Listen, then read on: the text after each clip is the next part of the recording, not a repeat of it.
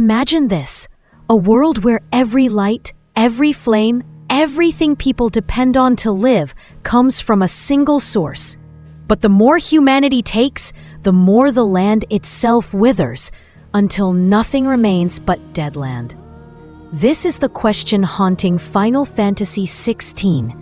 If the very thing that keeps you alive is slowly killing you, can you stop using it? Or will you push forward, knowing it will consume your world? It's a question that echoes in our own world too, though the consequences may still feel distant. But in Valisthean, the price is immediate. Every kingdom, every dominant, every godlike being must face this curse. And this is where the story of Final Fantasy XVI begins. Chapter 1: Ultimate Civilization. Around 5,000 years before the events of Final Fantasy XVI, the Ultima Collective emerged as perhaps the first sentient species to inhabit this world. This ancient race was led by their king, Ultimalius, and their civilization was unlike anything imaginable. The Ultima shared memories and could merge their consciousness and bodies, making their entire species effectively a singular, unified entity. Each member of the Ultima possessed power comparable to that of an icon, wielding immense strength and unparalleled mastery over magic. Their magic was rooted in 9 elemental forces, including a unique, non-typed element called typeless. These elements were drawn from the very essence of the planet itself, aether, a substance that flowed through the land and gave life to everything. When the balance of aether was intact, the world thrived with vibrant greenery. However, when aether rapidly gathered in one area, it created visible gloom mists called aether floods. Creatures corrupted by this phenomenon transformed into monstrous beings known as Akashic, which you may recognize as the eerie, glowing blue enemies in the game. As aether evaporated from the land over time, it left the earth barren and blackened, devoid of life or vegetation. These desolate lands became known as Deadlands, cursed zones where neither nature nor magic could exist. In this world, magic was the foundation of life itself. The loss of aether meant the collapse of ecosystems, civilizations, and ultimately the death of the planet. Entire species perished, and advanced civilizations crumbled in the wake of the spreading blight, a catastrophic force that turned fertile lands into wastelands. Faced with this irreversible threat, King Ultimalius and the last 16 remnants of the Ultima Collective pooled their remaining magical energy to build an enormous airship, Origin. Leaving their dying homeland behind, they set out on an arduous journey across their planet, seeking a new heaven free from the blight. After an unimaginable stretch of time, they discovered a distant, aether-rich continent untouched by devastation. Here, the Ultima Collective made their new home. They buried the Origin deep beneath the land that would later become the Crystalline Dominion, sealing it away from the surface. With their advanced magic and technology, the Ultima constructed a floating sanctuary in the skies, Shrine in the Sky. From this lofty domain, they began crafting a new species in their own diminished image, humanity. These human beings, though a pale imitation of their creators, flourished under divine guidance, building their own civilizations. These early human societies became known as the Fallen, forever marked by the divine origins that shaped their existence. Chapter 2: The Fallen. After the Ultima Collective arrived on the new continent, they faced an unexpected crisis. The only remaining body, none other than the Black Ifrit, began to decay. The aether which once sustained it was running dry.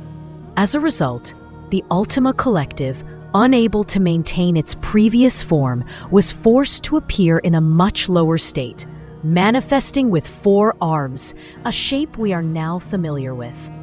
In this new form, they began the creation of a new human race. Why? To absorb all the aether from the land. Once enough aether was gathered, the Ultima Collective used the spell Raise to alter the very rules of the land, bending reality to turn their ideals into truth. They sought to free their race from the Blight's curse, no matter the cost, even if it meant sacrificing humanity itself and even the continent. Their goal was simple: to turn this world into a paradise for their own kind. A new world born solely for them. But this land was not empty. The beasts, magical creatures who could wield powerful magic, were the original inhabitants. And for the Ultima Collective, aether was a resource to be consumed when magic was used. The beasts, with their ability to wield magic, stood as obstacles. So what did the Ultima Collective need? A tool to rid themselves of these troublesome beasts. And what did they create? Humans. Tools modeled after themselves, designed to do their bidding. These tools had to be strong, though they couldn't be weak or they wouldn't be able to face the mighty beasts. So the Ultima Collective granted them knowledge, and thus the Fallen was born. This civilization wasn't just born from wisdom, it was created with the tools of the gods themselves. But there was a limit. These tools could not use magic in abundance. Why? Because too much magic use would create another group fighting over the very aether that the Ultima Collective sought to control. That's why, in the ancient texts of the Circle of Malleus, we find these words. The oldest known religion in Valisthean records, the one that spread throughout the land in the ancient era, and the origin of the crystalline orthodox of the Iron Kingdom, worships the Mother Crystal and sees Ultima as a god. The Iron Kingdom's crystalline orthodox doctrine forbade the use of aether-based magic, considering any who could wield magic to be heretics. Simply put, aether was sacred. Divine, a resource gifted by the gods, humans had no right to use it. The white structures we see, ruins scattered across the land, are remnants of the Circle of Malleus, the religion that once spread across this world. Deep in the Phoenix Gate, a relic of the Ultima race, we find a creation-like religious painting. It tells the story of the separation between humanity and the gods. It shows us that humanity's beginning was tied to the gods' departure, and humanity's end would come when the gods, the icons, would reunite. But the Ultima Collective had one more task to complete. They needed a body capable of holding all of their summoned companions. This was a body they could no longer create on their own. The solution? Humans, tools of creation, tasked with the responsibility to reproduce and create this body. This is where our protagonist, Clive, comes in. It was his fate to bear this burden.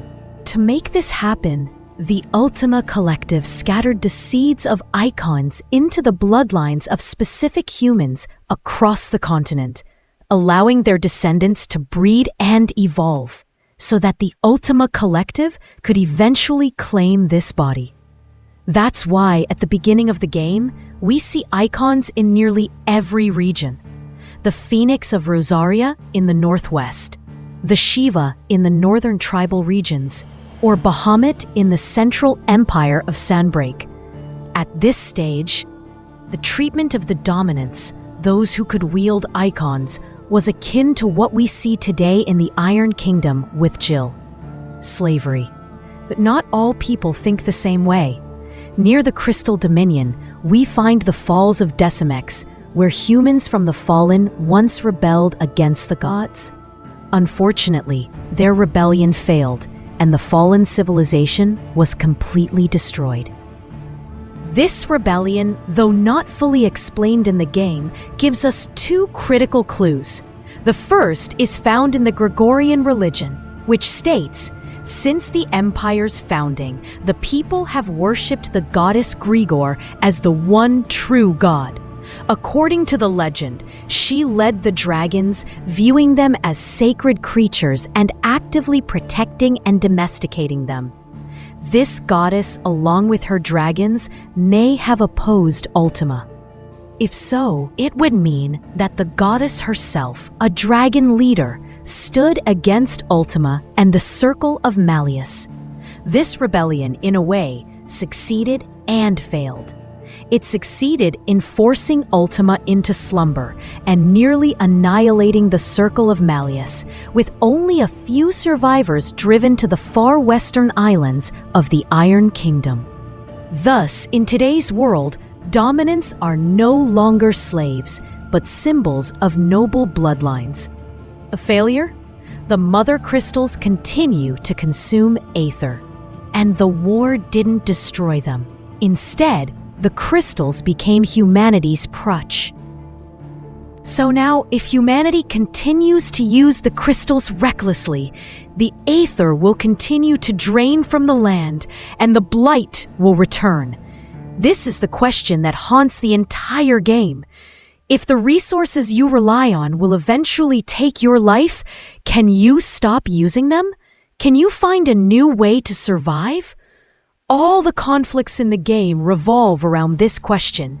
Even the Ultima Collective, godlike though they are trapped in this dilemma. They saw their race's extinction due to their overuse of Aether. Yet they continue to seek a path that would use even more Aether, believing it's the way to change the rules of the world. Will their plan succeed? We don't know. All we know is that Ultima believes it will. Chapter 3: Valisthean Calendar. After the Fallen rebelled against the gods, it led to the degradation of civilization. Humanity was forced to rebuild a new civilization, which is referred to as the Valisthean Calendar in the game. This second civilization, established to this day, has existed for no more than 1,000 years. However, the conflict between the first civilization and the gods directly impacted the construction of current civilization. First, within the Fallen, those who opposed magic were exiled to the isolated islands in the west of the continent, forming the Iron Kingdom. This is clearly described in the text. The Iron Kingdom does not engage in diplomacy with any other nation and has developed its own unique culture. Secondly, due to the gods' slumber, this civilization became detached from the gods' control. To make life more convenient, humans began to heavily rely on crystals, using them to cast magic and consume ether to sustain their way of life. As a result, almost every capital on the continent was built around a mother crystal. The rulers of these nations would take a portion of the mother crystal as a public resource and distribute it to the people for activities like lighting fires. In areas like wells, the crystals are considered public property. At this time, almost every country on the continent is not opposed to magic, and some even strongly advocate for it. Those who could manifest into icons became the symbol of military power and the leaders of their nations. However, The twisted part of humanity is that, on one hand, they idolize and worship these dominats as if they were monarchs. On the other hand, they despise the bearers, treating them as slaves. The term bearers refers to those who are born with the innate ability to use magic without relying on crystals. These people are branded with tattoos on their faces and treated like human-shaped tools, much like crystals. This means that these people are born slaves. Thus, the construction of current civilization has led to this situation. The innate magic users, the bearers, have become the lowest class of slaves. The ordinary people, who cannot use magic and rely on crystals, are second-class citizens, while those who can use magic and transform into icons have become the ruling class, the first-class citizens. This civilization inherited the tradition of the fallen, where those who consume magic are enslaved, while also embracing the worship of those who can use higher-level magic and manifest as summons. This strange phenomenon also existed in the Fallen, as seen in the Magitech texts, where it says, "The people of the Fallen applied magical technology to create a variety of weapons to combine Magitech with weaponry. One had to use magic. Those who summoned the power of Magitech were called dominant. This is also where the term icon came from, as it was used to refer to beasts as powerful as gods. This term has been passed down through the ages." Chapter 4: The Tragedy of Phoenix Gate. After understanding the civilizations and history leading up to the game, we now step into the main story. Set 1,000 years after the fall of the Fallen, the world is now an age shaped by 6 major powers that dominate the continent. With nations comes the need for armies, and within those armies, the greatest forces are the dominants, individuals who wield the power of icons. These dominants are capable of harnessing the strength of their icons, even transforming into colossal beings that can obliterate any enemy in their path.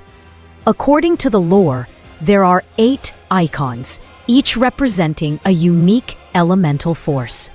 They include the fiery phoenix, the icy Shiva, the thunderous Ramu, the tempestuous Garuda, the unyielding Titan, the radiant Bahamut, the shadowy Odin, and the enigmatic Leviathan, whose presence is revealed only in the DLC. Due to the catastrophic destruction caused when dominants transform into icons, they are often seen as instruments of deterrence.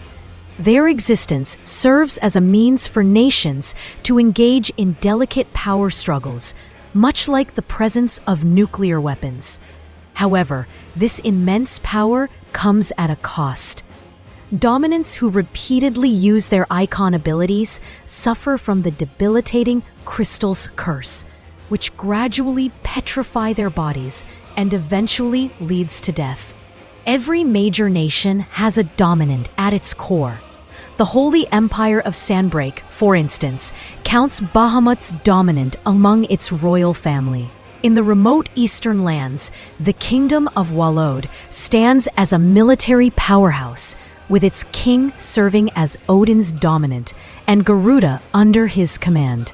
Meanwhile, the Dalmekian Republic, a coalition of 5 states, places its trust in Titan's dominant to maintain authority. In contrast, the Crystalline Dominion, located at the center of the continent, is a unique neutral city-state that relies on diplomacy rather than dominance. On the Western Archipelago, the Iron Kingdom, once known for its isolation and disdain for other nations, surprised the world by acquiring Shiva's icon, further complicating the balance of power. Finally, we have the Grand Duchy of Rosaria, the homeland of the protagonist. Clive, tradition dictates that the Phoenix's dominant should inherit the Archduchy. Clive, strong and capable, appears to be the perfect candidate. However, fate takes an unexpected turn when Phoenix manifests in his frail younger brother, Joshua. This twist does not strain their bond. In fact, Joshua appoints Clive as his Phoenix Knight, even bestowing him with the ability to use Phoenix's magic. Together with their loyal retainers and Clive's kind-hearted childhood friend, Jill, the brothers enjoy a relatively happy upbringing. But this peace is shattered by the cruelty of their mother, Annabella. Her actions set in motion the infamous Phoenix Gate tragedy, orchestrating the downfall of her family and nation. Annabella's ruthlessness knows no bounds, viewing her bloodline as pure and her husband as inadequate for producing the perfect dominant. She conspires with the Holy Emperor of Sanbreak, a man tied to Bahamut's powerful lineage. In one night, Annabella betrays her family, engineering a massacre that kills her husband and Rosaria's leaders, delivering the nation into the hands of the Holy Empire as a gift for her new union with the Holy Emperor. Clive, Joshua, and Jill are all thrust into a cruel fate. During the attack on Phoenix Gate, Clive and Joshua fight valiantly alongside their father, but their father falls before their eyes. Joshua, overcome with grief, turns into Phoenix. Yet in the chaos, an unrecorded fire icon, Ifrit, emerges from nowhere, wreaking havoc and clashing violently with Phoenix. This marks the game's first major icon battle, a breathtaking spectacle of flames and fury. Controlling Phoenix, players experience an exhilarating aerial battle against Ifrit. The visuals are stunning, the combat intense, and the stakes impossibly high. However, the battle ends in tragedy. Ifrit overpowers Phoenix, tearing it apart. Joshua's cries for help become Clive's final memory of that night. When Annabella arrives the next day to claim the aftermath, she shows no mercy for her surviving eldest son. Marking him as a bearer, she hands him over to the Holy Empire's forces as a slave. Stripped of everything, Clive clings to one purpose: to uncover the identity of Ifrit's dominant and avenge his brother's death. Chapter 5: The Rebellion. The story enters its second stage, 13 years later. This phase primarily depicts the current political landscape of the continent and begins to unravel the secrets surrounding Clive. Overall, it still focuses on world building. By this time, Annabella has long become the queen, having given birth to the other son she had always yearned for. Meanwhile, Clive remains a bearer soldier, his identity still a mystery to everyone. The story begins with the Icon War between the Dhalmekian Republic and the Iron Kingdom. The Iron Kingdom sends Shiva into battle, while the Republic counters with Titan. The battlefield is thrown into chaos, with mountains crumbling and countless lives lost. Clive's squad is ordered to infiltrate the battlefield and assassinate Shiva's dominant. However, it turns out that the dominant is none other than Jill, Clive's long-lost childhood friend. To protect Jill, Clive is forced to kill his own captain and accept help from a mysterious man named Sid. He joins Sid's hidden base. It's not surprising that Jill is Shiva's dominant. Her biological father was a defeated lord from the north, and she already possessed the bloodline of Shiva's dominant, though it had not yet awakened when she was a child. 13 years ago, during the downfall of the Grand Duchy of Rosaria, the Iron Kingdom seized the opportunity to invade the capital, kidnapping many women, including Jill. In the Iron Kingdom's belief system, dominants are just as filthy as bearers.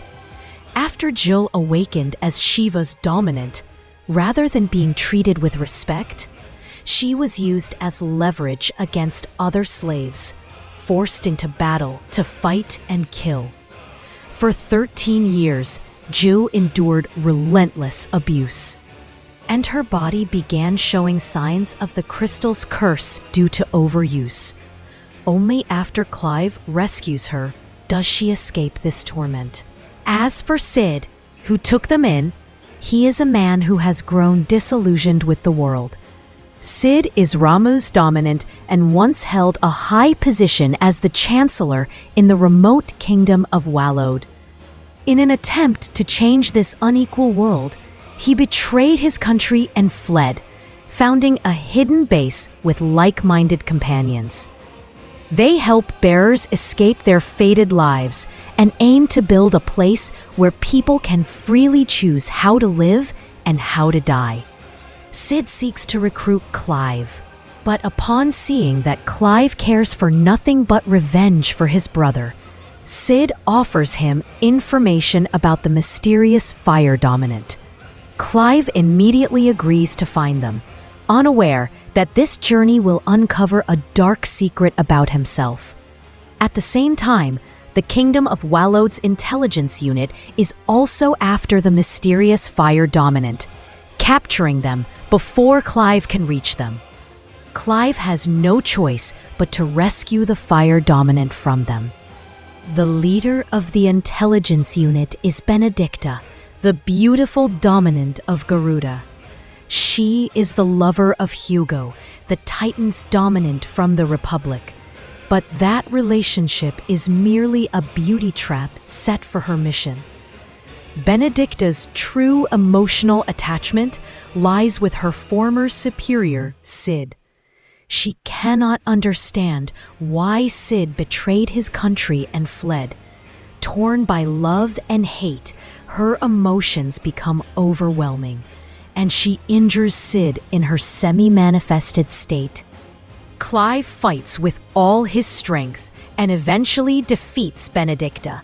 To his shock, he discovers that part of Garuda's power has transferred to him. Seeing her power drained, Benedicta mentally collapses and flees in panic. She later succumbs to her rage, transforming fully into Garuda's true form, wreaking havoc across the plains. Clive is caught in her grip, on the verge of death.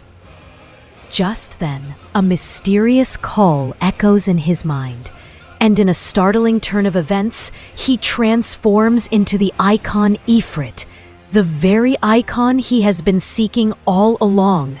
The shocking truth dawns on him. He was the one who killed his brother.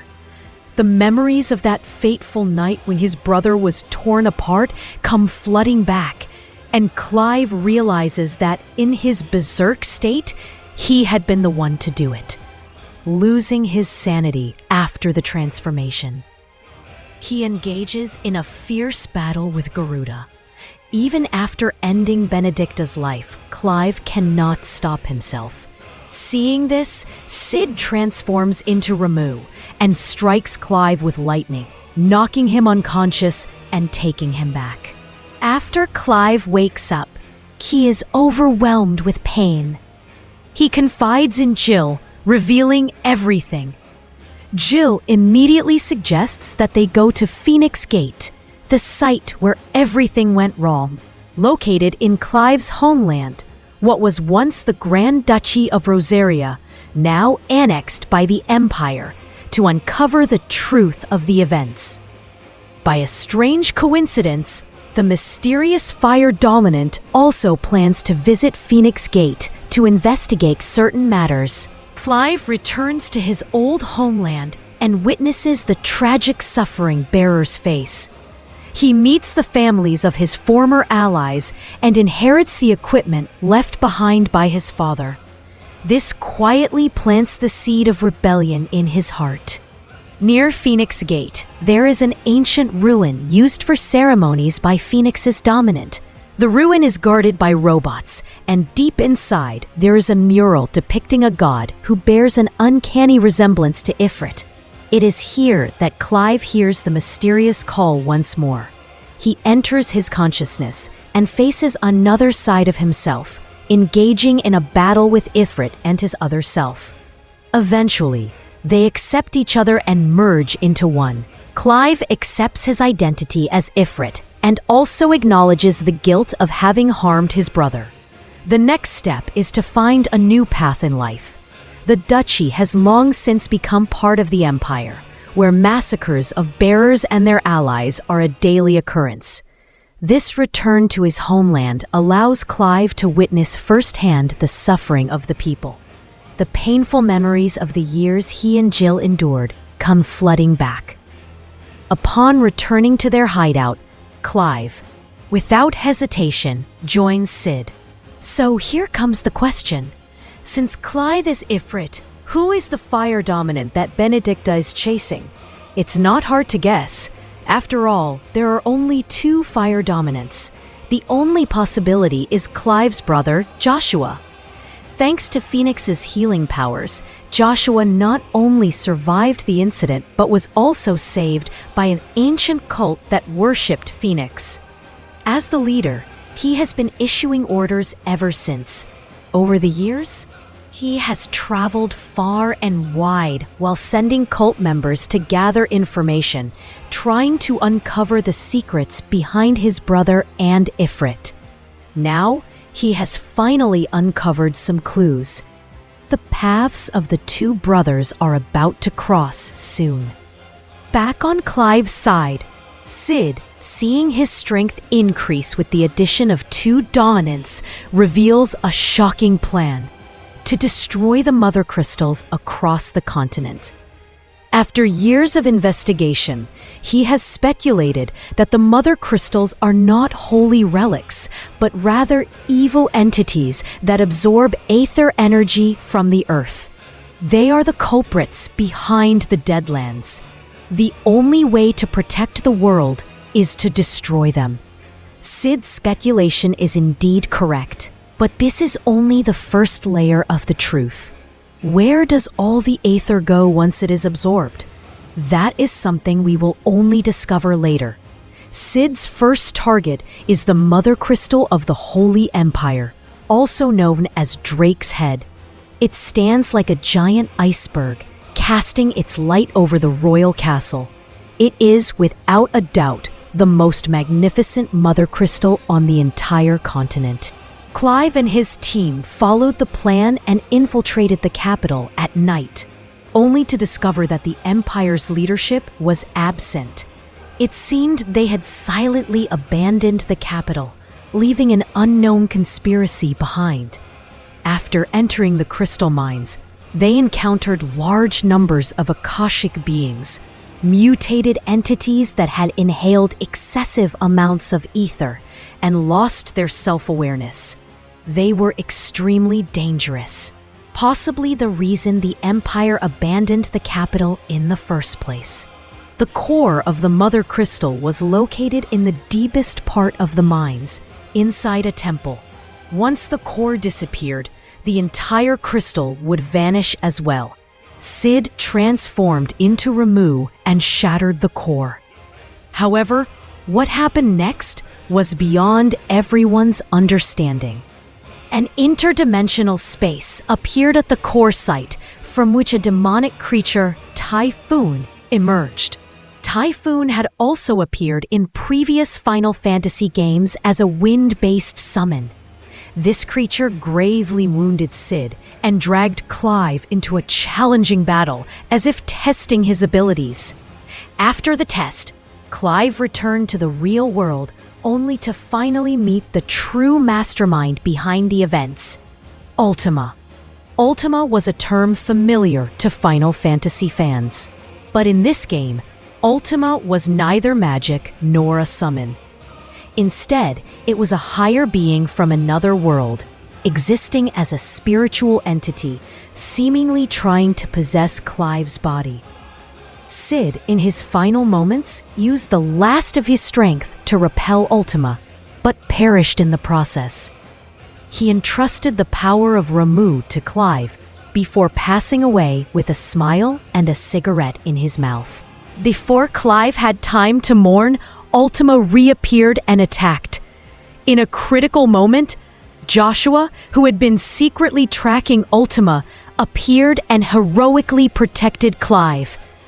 Joshua forcibly absorbed Ultima's spirit, planning to trap it within himself using Phoenix's healing power to prevent it from harming his brother.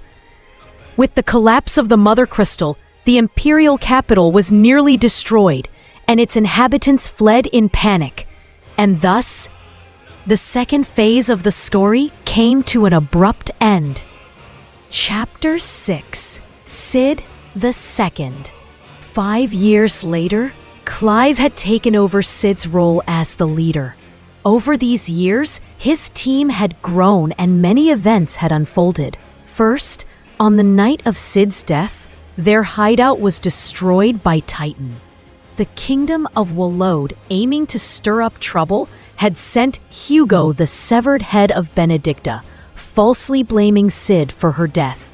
Hugo, who had been madly in love with Benedicta, lost his sanity. As a result, a night of bloodshed followed, with many losing their lives. Those who managed to escape spent a long time rebuilding their lives, and under Clive's leadership, a new water-based hideout was constructed, bringing them back on track. Then came the Holy Empire's invasion. After abandoning the ruined capital, they ignored diplomatic treaties and marched south to conquer the Crystalline Dominion. In addition to seizing its wealth, they also moved their capital to the newly occupied territory. Prince Dion the Sage, though deeply loyal to his father, was a man of high ideals. Over time, he became disillusioned with his father's military strategies, growing increasingly disgusted by his stepmother, Annabella Rosefield. Unbeknownst to all, this would be the beginning of a tragic chain of events. Finally, we come to Joshua's whereabouts. That day, he did not meet with his brother. Instead, he continued his journey to investigate the Ultima conspiracy, determined to shoulder the burden alone. Luckily, before Clive passed out, he saw his younger brother Joshua. Knowing that his brother was still alive was a great comfort. Though Clive worried for Joshua, he now had his own responsibility. Saving the bearers and destroying the mother crystals were his top priorities. The first crystal Clive targeted was the Drake's Breath, controlled by the Iron Kingdom, standing tall in the middle of the ocean. The Iron Kingdom had lost its dominance, so breaking into the Mother Crystal wasn't difficult. But this attack had another meaning. It was about unraveling Jill's emotional knot. The days she spent enslaved by the Iron Kingdom were a nightmare in her life. She had to find the High Priest responsible for all this to settle the score and finally put her pain to rest. Clive, alongside Jill, defeated Liquid Flame in front of the Mother Crystal's core. After destroying the core, watching her enemy's faith crumble before her eyes, she finally pierced her enemy's heart, bringing a close to her past. Next up is the Republic's Mother Crystal, Drake's Fang. Most of it lies buried beneath the desert floor. To move this crystal, a direct confrontation with Titan was inevitable. At this point, Hugo was still consumed by grief and anger over losing Benedicta. He sought revenge, even kidnapping Jill in an attempt to make Clive experience the pain of losing a loved one. It was during this time that Clive's loyal dog, Torgal, awakened, saving Jill. Torgal's awakened form was called Fenrir, the guardian of the ancient ice goddess. This provided a reasonable explanation for why Torgal awakened only when Jill's life was in danger. Enraged, Hugo attacked Clive in a semi-manifested state, but Clive had grown far stronger since their last encounter. Their battle raged from the ground to underground, with Clive landing a decisive blow that severed Hugo's hands. Without his hands, Hugo's strength dramatically plummeted, and his mental state teetered on the brink of collapse. At that moment, a secret envoy from Wallowed arrived to rescue Hugo, taking him back home. But Hugo's home was located at the core of the Mother Crystal. Wallowed's actions were undoubtedly part of a larger, sinister plan to push the conspiracy forward. When Clive reached Drake's Fang, Hugo had already been mentally corrupted. He had fully transformed into Titan, triggering the second major boss fight of the game. Titan's size was already enormous compared to Ifrit, but as the battle intensified, Titan absorbed the crystal and went further into a berserk state, his body swelling uncontrollably, breaking through the ground to become Devil Titan. Standing tall in the center of the desert, his form was so massive that it seemed to pierce the sky. Compared to this Devil Titan, Ifrit seemed like an insignificant ant. Yet this tiny ant was about to shake the towering tree.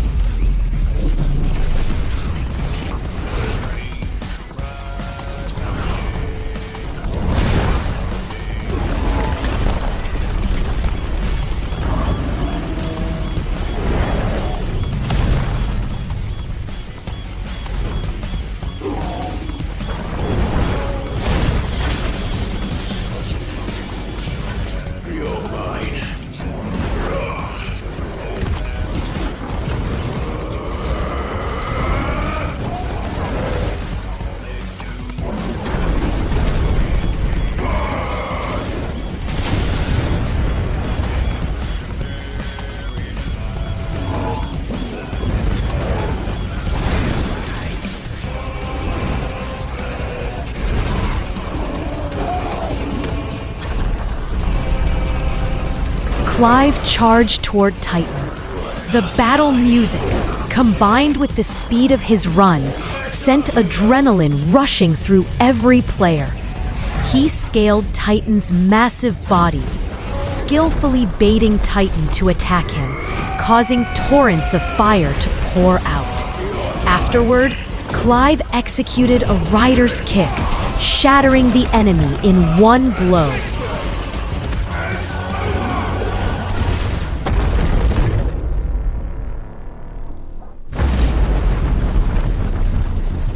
The final moments saw the two of them engage in a dramatic freefall, battling mid-air. The entire boss fight was nothing short of exhilarating.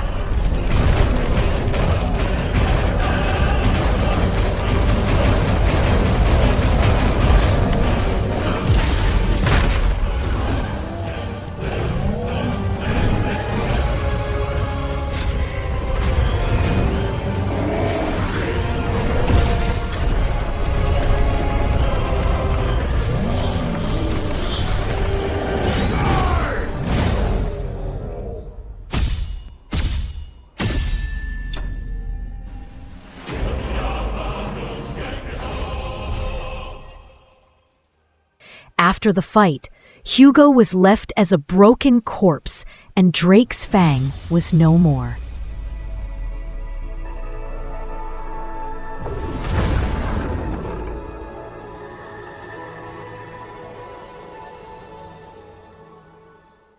Now only 2 mother crystals remain. The next target is the Drake's tail in the Crystalline Dominion. At this point, a major shift occurs within the Empire. Annabella, in a calculated move to secure the throne for her young son, stirs up conflict between the Holy Emperor and Prince Dion, ultimately convincing the Holy Emperor to abdicate in favor of her son. Prior to this, Joshua had secretly warned the prince about the existence of Ultima. The prince became convinced that his father had fallen under Ultima's influence. In what appeared to be a rebellion, the prince launched a coup. But when he barged into the Holy Emperor's palace, he found his younger brother sitting on the throne, speaking words that didn't match his age, a clear sign that Ultima had taken over his brother's body. The prince, enraged, aimed to end it all with a single strike of his spear. But just as he was about to attack, the Holy Emperor leapt in front of his son to protect him, taking the blow and dying on the spot. With his family already torn apart, the prince now found himself guilty of patricide. To make matters worse, Annabella, fanning the flames of hatred, stripped him of his inheritance rights. In the midst of his father's tragic death, his younger brother stood unmoved and even mocked him. Unable to withstand the emotional toll, the prince snapped, his beliefs shattered as he transformed into Bahamut. Bahamut rampaged through the city, attacking indiscriminately.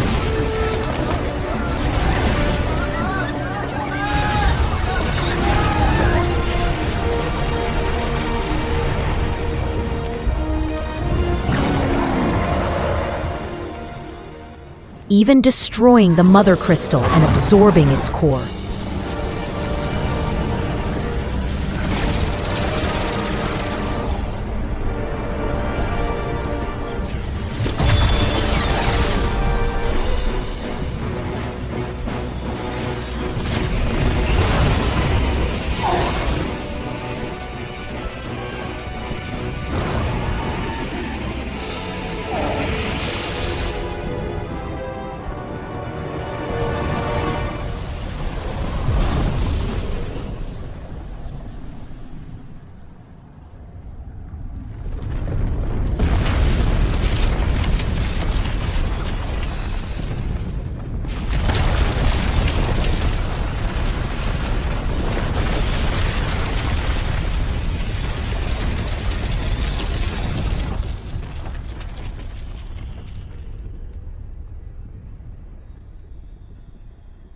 Clive stood in stunned silence, unable to comprehend what was happening.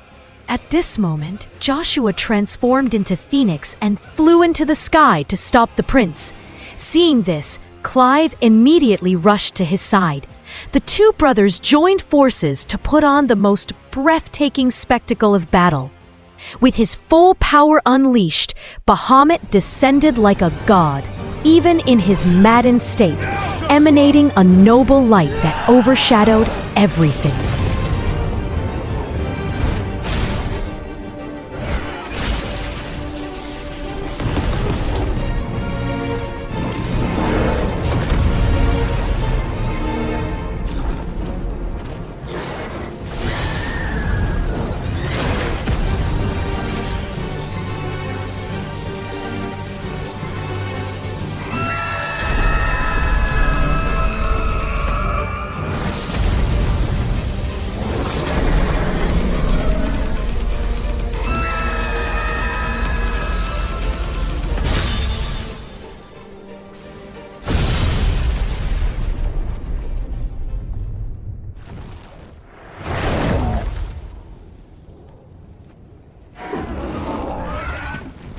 A presence above all things. The two brothers took turns attacking, but they couldn't land a single blow on him. What now?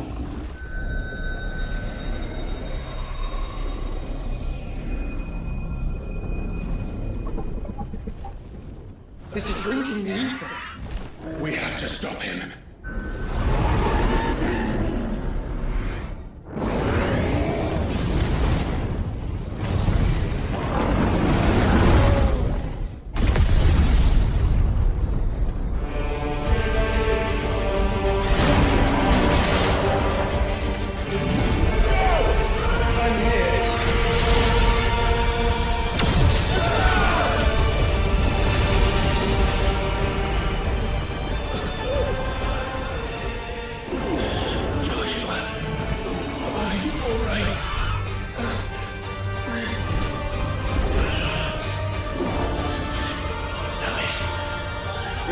Stronger than this. Come on, Ifrit.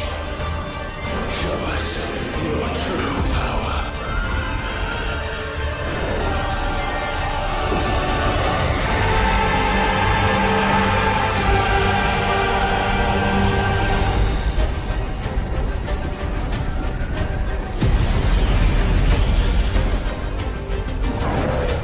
Bahamut broke through the atmosphere, and the brothers, determined to fight back, reached their ultimate form in a fusion, Ifrit Arisen.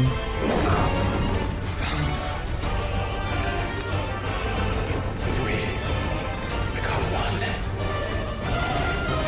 it's really enough. We can do it, Clyde. We can. We will. Together.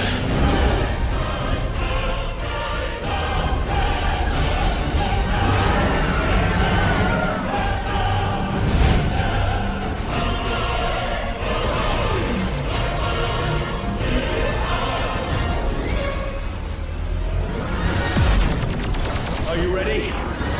Ready!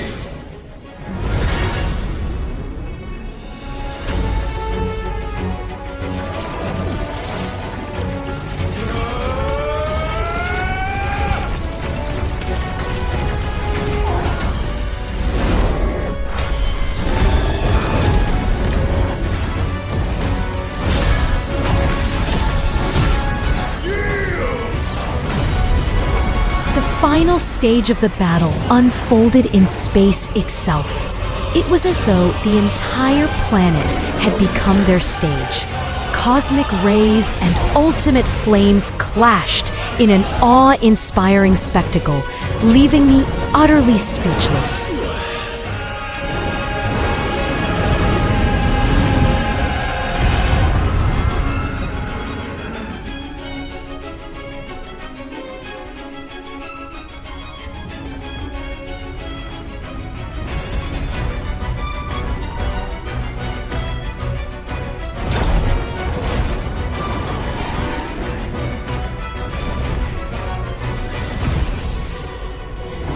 What in the hell?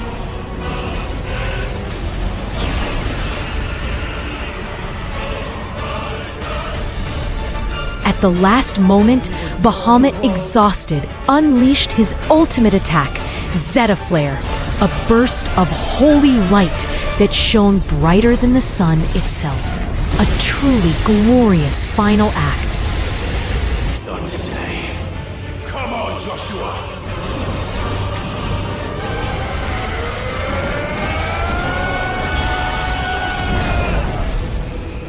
This is now!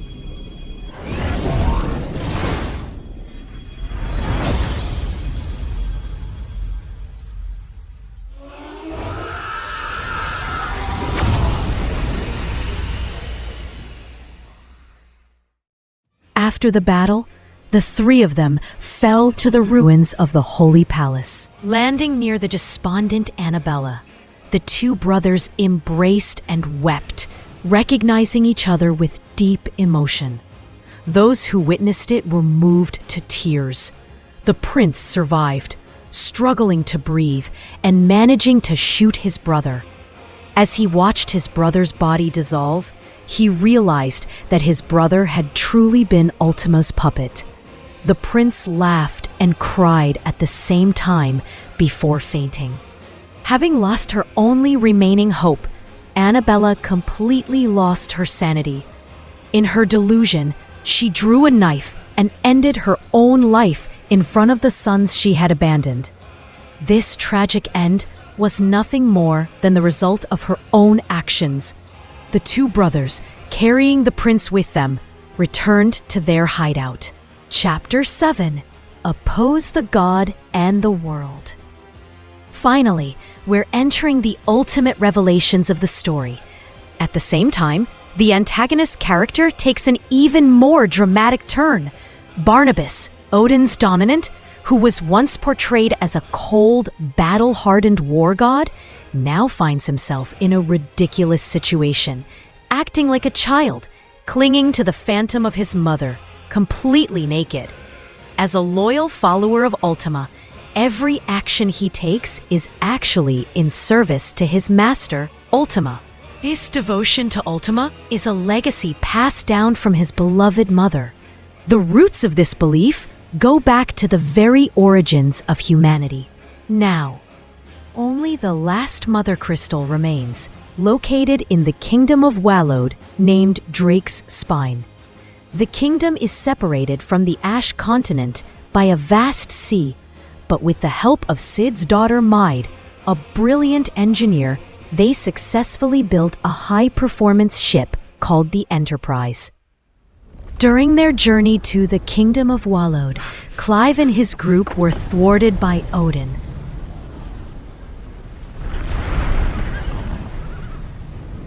Odin.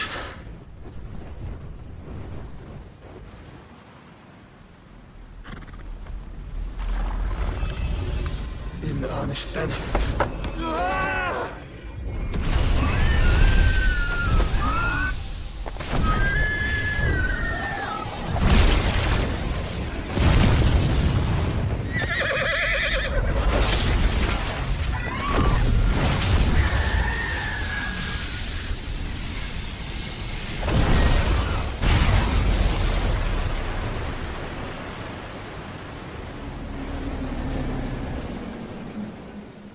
Odin, who even severely injured them. Thanks to Jill's assistance, they managed to escape. On the shores, Clive and Jill finally opened up to each other, confirming their feelings. Although Jill didn't want Clive to carry everything alone, she ultimately passed on Shiva's power to him. After all, they still didn't realize that by allowing Clive to fully obtain all the Icon's power and approach its perfect form, they were unknowingly fulfilling Ultima's ultimate plan.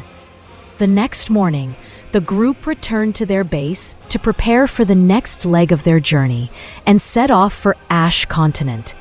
Along the way, Odin reappeared, using a barrier to completely surround the kingdom. He ordered Clive to ascend to Reverie Tower, the highest point in Wallode, for a final battle.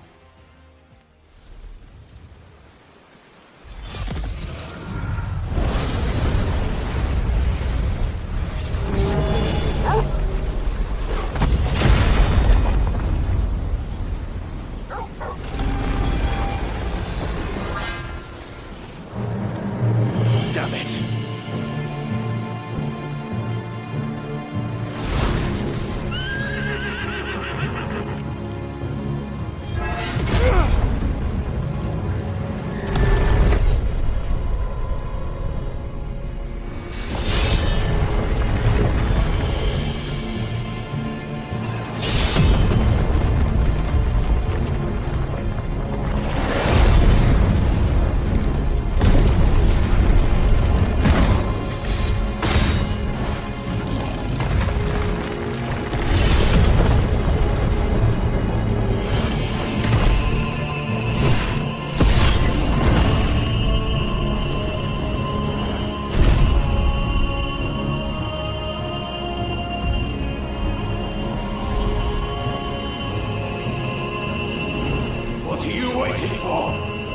know nothing of strength. But you will.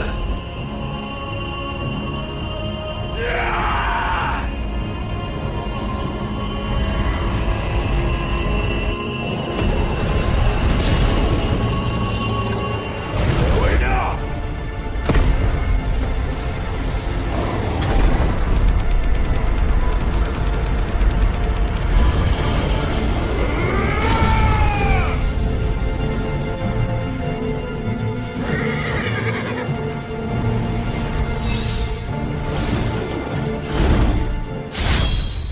You dare!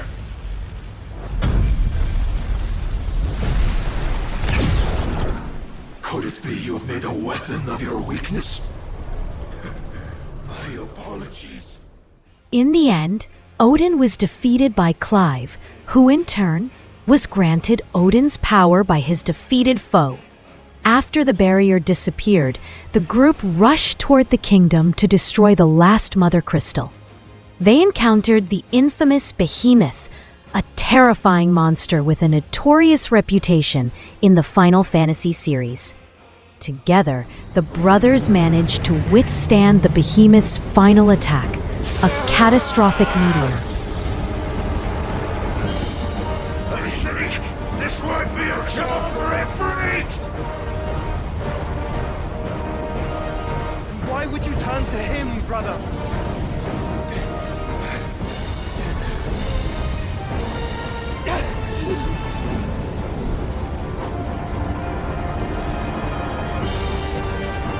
When we fight together.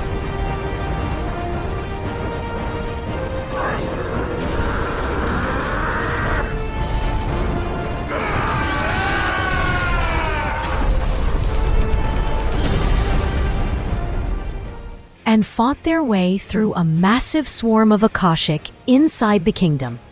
As they ventured deeper into the heart of the kingdom, their companions joined forces to help clear the path, allowing Clive to reach the core of the Mother Crystal. It was here, standing before the Mother Crystal, that Ultima appeared and dragged the brothers into another dimension. In this strange space, Ultima revealed the entire truth to them, a truth that had been hinted at throughout the history section of the story, so there's no need to repeat it now. Now that the perfect vessel for Ultima's plan had been formed, the time had come for Clive's body to be claimed. However, no matter how perfect the vessel, as long as Clive's free will remained intact, Ultima could not force him to surrender his body willingly. Ultima's creation plan stated that the sacrifice of humanity would turn them all into mindless Akashic beings. Clive could never accept such a fate. As his brother's voice called to him, Clive resisted Ultima's mental onslaught and broke free from the alternate space. He finally destroyed the last Mother Crystal in the world, putting an end to Ultima's plan. Final Chapter. However, this seemed to be exactly what Ultima wanted. With the collection of Aether for the creation magic rays now complete, the only remaining obstacle was the issue of Mythos. To resolve this, Ultima lifted the hidden origin from beneath the earth into the sky and activated the magic to eliminate human consciousness. People and creatures around the world began to slowly transform into Akashic, marking the final stages of Ultima's plan. The final battle was now imminent. Clive knew that this journey might be one from which he would never return. He made arrangements for his companions and shared a final heartfelt kiss with Jill. Afterward, alongside his brother, Clive mounted Bahamut and soared toward the Ark, ready to face his fate.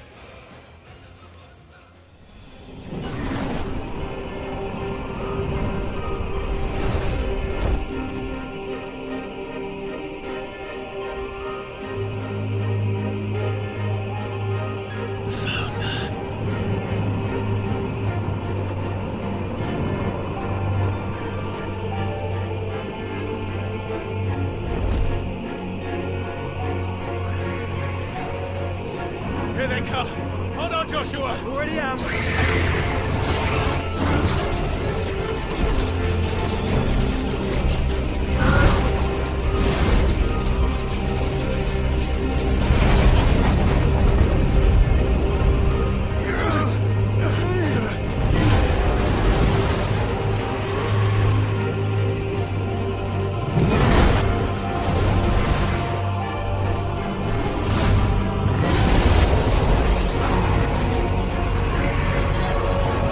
He's going to make us a way in.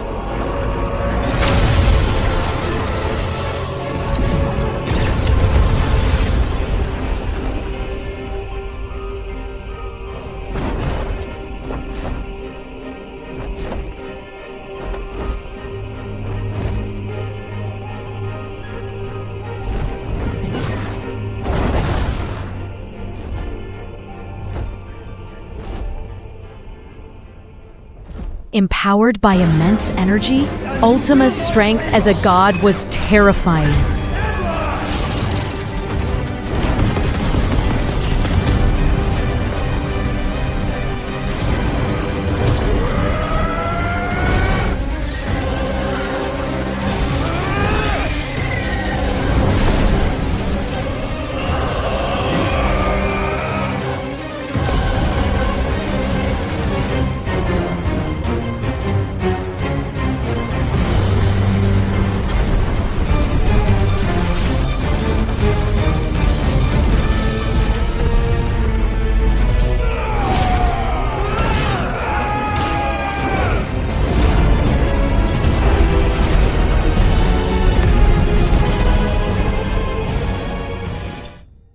Despite the brothers and Prince Dion all transforming into icons, they were still no match for him.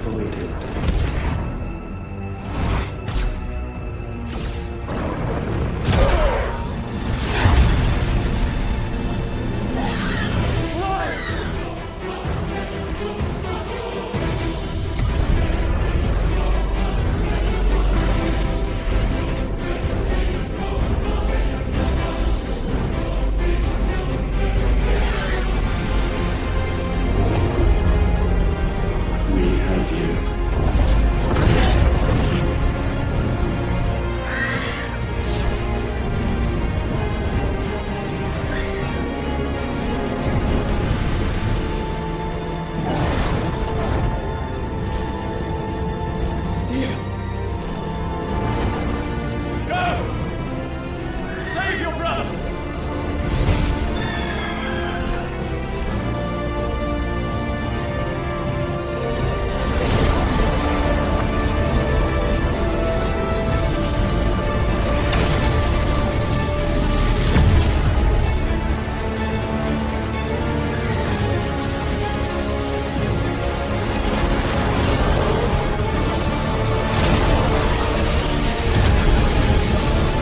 I ask not for acceptance. Only forgiveness!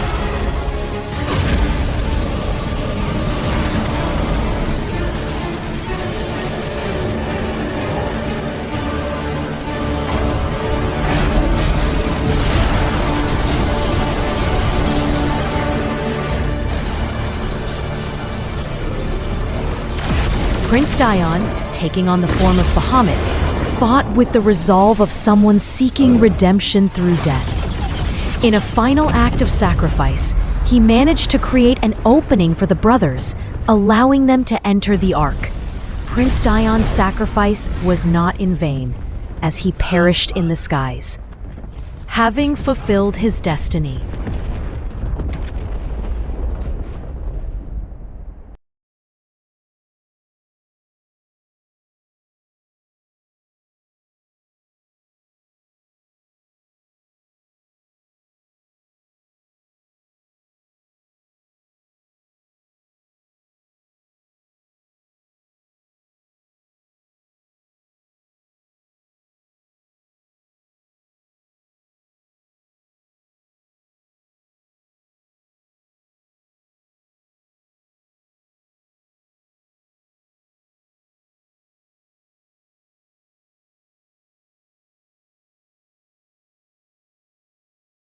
but when Clive entered the Origin, What awaited him was the tragic death of his brother.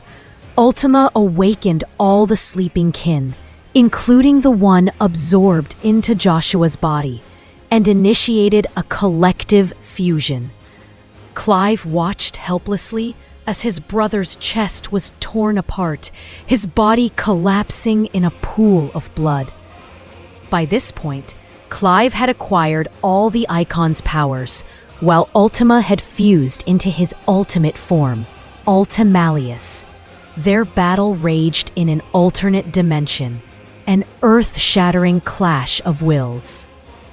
The selfless will to protect ultimately triumphed over the selfish desire to survive. The air is yours, and we shall be its final witness.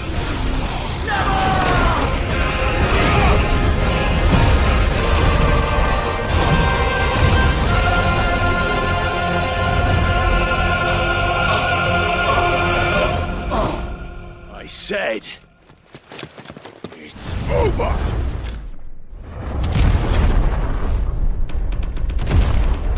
Clive's final strike dealt a staggering 999,999 damage, and Ultima was defeated by his own creation. However, the world, poisoned by magic, seemed beyond saving. In a final act of defiance and hope, Clive made a decision. Holding onto a sliver of hope, he restored the power of Phoenix to his brother. Then, using the energy he absorbed from Ultima, he performed an alternate version of Raise on the core of Origin. This magic wasn't to create a new world, but to eliminate the magic of the current world. All magical phenomena would cease, and humanity would no longer be divided by magic. The world was saved. Origin vanished, and Clive's body, drained of all its energy, began to turn to stone. He lay on the beach, gradually becoming petrified until he finally closed his eyes. This is the ending of Final Fantasy XVI. Clive gave his life to save the world, and his loved ones and companions mourned his passing. Honestly, while the journey was a bit wild, the outcome was unexpectedly fitting. Plus, the post-credit scene left an open ending, hinting that the two brothers might have survived, giving players plenty of space to imagine what happens next.